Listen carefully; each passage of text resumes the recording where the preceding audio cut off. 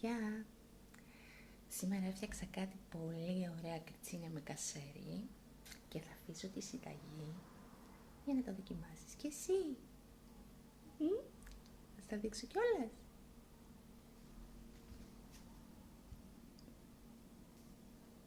Αυτά εδώ είναι και είναι τέλεια.